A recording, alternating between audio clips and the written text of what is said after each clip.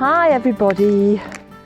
Well, we have a lovely day here. It's blue sky, it's dry, it is pretty cold, but it's because there's no wind, it's a perfect day to be outside. And before we get into sowing seeds and everything, this is a perfect day to be doing tidying up and preparation for the coming year. So here I'm in the herb garden today, and as you can see, there's all these dead stems of various plants. I usually leave them as long as possible because insects and other creatures will be using them for habitat during the cold winter. But now it's time to get tidied up and sorted out. So I'm cutting them all down, pulling them out, and I'm just musing on my herbs and what I'll be planting this year.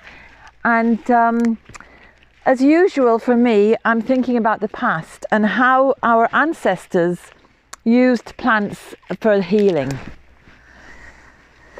So I thought you might be interested in what happened in ancient Ireland.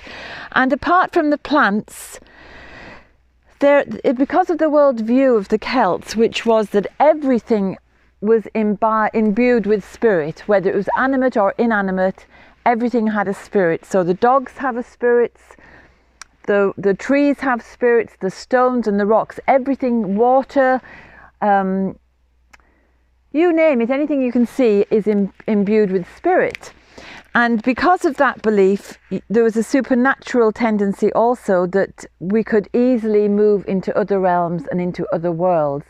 And all of this worldview had to be kept in balance to maintain health.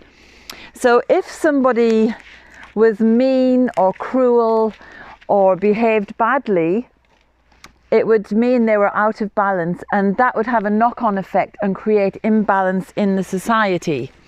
So it was important to maintain balance and in that way ensure that everything was healthy and everything was prospering and thriving. So the thing that held everything together, a magical element, which was the truth. And if everybody was supposed to maintain and uphold the truth, but if a king failed to do so, or a chieftain or the leader, things would just go wrong. People would become very sick, lots of people would die, the animals and the crops would fail, and basically life would be pretty much terrible. And I just thought, that's interesting, isn't it? Because we do know that our leaders lie a lot today, and, you know, the people who should be bringing us the truth often don't. So I thought, you know, that's why our society is probably so sick, because the truth isn't upheld any longer.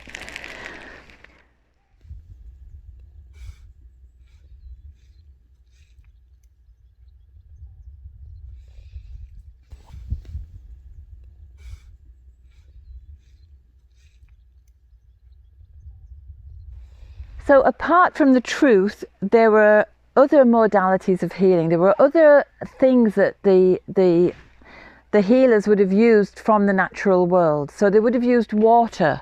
Water was a sacred element, and even today people still go to the holy wells. So water was rejuvenating, refreshing, it would improve fertility, and it enabled life.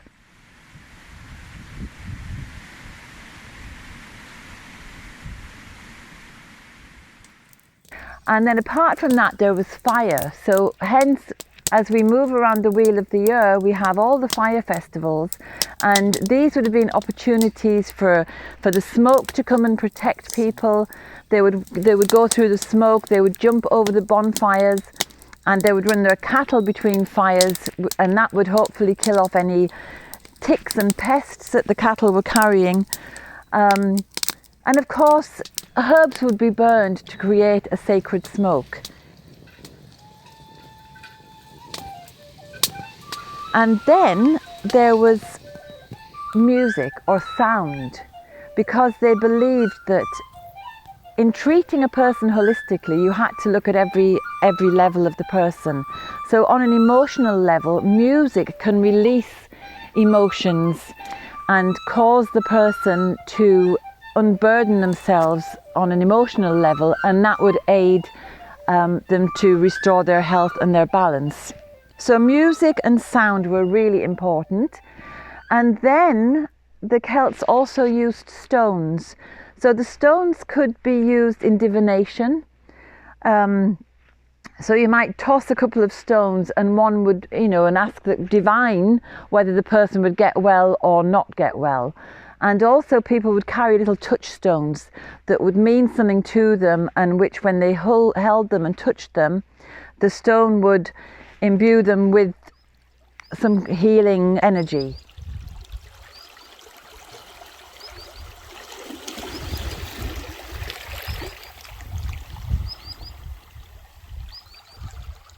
The other thing were symbols. Symbols were very important, particularly the spiral. The spiral and circles represented everything that you could see in nature. So the spiraling of the stars through the heavens, or the cycles of the sun and the moon, and the cycles of the seasons, and the cycle of life, death and rebirth. All of these things were very important. So people didn't worry too much about dying because they knew they would be reborn again. So the ancestor becomes the descendant, and there's this kind of revolving or circling aspect to life in general.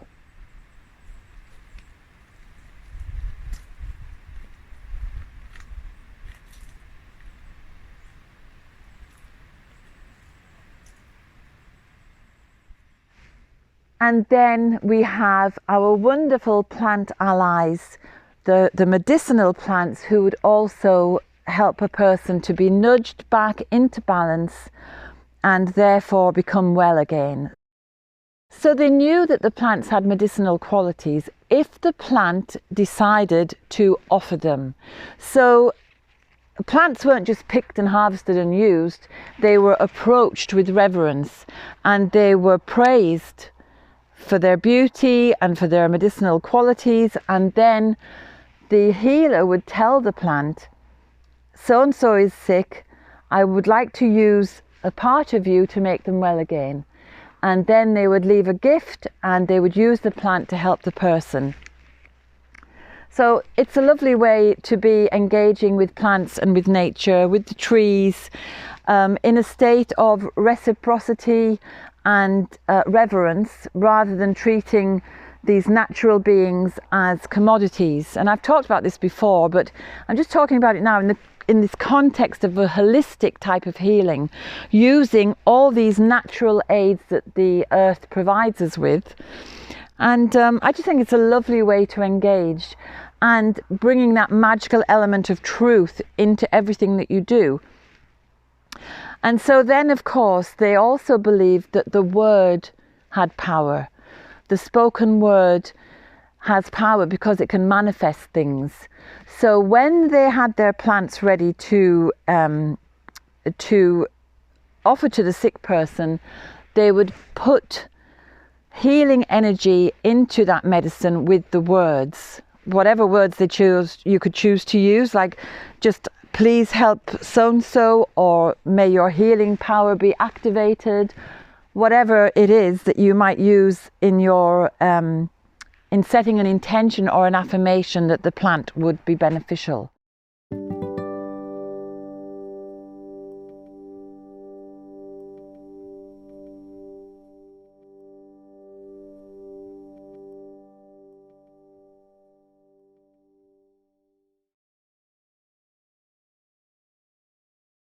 So all of this makes perfect sense to me, and I think it's really beautiful. And but I just think in our modern age we've let the truth go, we've lost it, and people just don't seem to have the same sense of respect and veneration for the truth. And I think that is what is the most sorely needed aspect of our modern lives, is to bring back the truth and to revere it. And it might just make a difference to the overall health of the nations, because we know our hospitals are on their knees, whichever country you're talking about. In Ireland, the hospitals are on their knees. In England, they are. In America, they are. I'm sure it's the same in other Western countries. And disease is, or at least what people are sick with today, tends to be lifestyle choice that causes their illnesses. And this is because we know that when we're buying, for example, a ready-made meal, there's no truth in that any longer. It's a false food. It's not real. And so what we eat determines our health, along with what we digest mentally as well. So considering our health systems are very much on their knees at the moment, we should maybe personally take responsibility, eat well, sleep well, think well. The three wise monkeys are just a perfect symbol at the moment, and do what we can with truth. Eat true food, not plastic stuff that's been overly processed, and search out the truth. Don't just allow people to tell us what we should be thinking or doing or experiencing. Let's experience and search for the truth, and then we might all feel much better. So I've got to get back on with this, and I hope that's some food for thought. And spring is coming. Plant a few bulbs or go and hug a tree and just enjoy nature, because it's nature as well that creates our health. Look up the word biophilia. It's suddenly becoming more into the public domain, and it means a love of our friends out in nature. Okay, see you next week. Have a good one.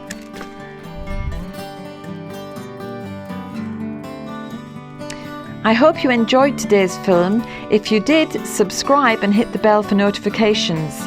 And have a look at the website danusirishherbgarden.com for more information about us and about the herbal medicine courses I offer and the Wise Woman Way training. And if you go to the shop, you can find the books, the weed handbooks and other herbal goodies. And remember, we put a new film out every Sunday. So looking forward to seeing you next week.